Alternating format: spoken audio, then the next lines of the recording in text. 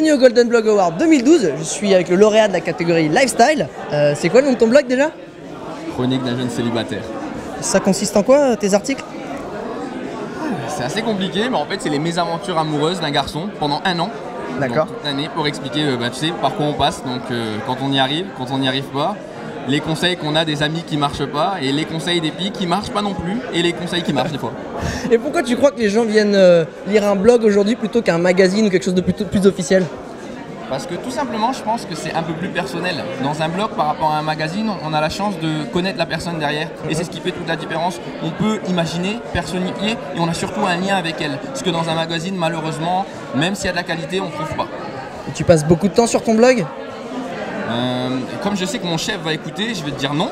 Bien, bonne réponse, très bien. Pas vite mal. fait, Ouais, tu bien fait, hein. le fais vite fait, bien fait, non? Bon, maintenant, si on le fait en vrai, oui. Oui, quand même, oui. Et si moi j'ai envie de créer un blog aujourd'hui, bon j'en ai un je t'avoue, mais si d'autres gens ont envie de créer un blog, c'est quoi les conseils que tu leur donnes? Le premier, c'est être passionné par le sujet que vous allez faire, parce que pour écrire sur quelque chose, il faut vraiment aimer ça. Le deuxième, c'est être régulier. C'est-à-dire que si vous donnez quelque chose aux gens, faut pas... c'est comme un journal en fait, les gens attendent, on a envie d'avoir tout le temps. Le troisième, c'est regardez rien et faites ce que vous avez envie. C'est pas la peine de regarder ce qui est fait pour pouvoir créer quelque chose, il faut créer quelque chose qui vient de vous en fait. Et c'est ça qui va plaire aux gens. Eh ben merci Manu. Attends, des petits remerciements peut-être? Toutes les femmes que tu as... Enfin je ne sais pas, je te laisse faire. J'ai le droit? Ah bah vas-y. Là dans l'ordre, faut les vas-y. Hein. Je vais essayer de remercier tous les gens qui m'ont aidé depuis le départ. Mounira Hamdi qui m'a aidé dans toute ma stratégie numérique. Aurélie Guélil, mon amie depuis longue date qui a cru en mon projet. Oui, exactement. Oui, tu la connais? D'accord. Audrey Coquet, ma rédactrice qui m'aide depuis le départ et qui corrige toutes mes fautes et je te promets qu'elle a du boulot.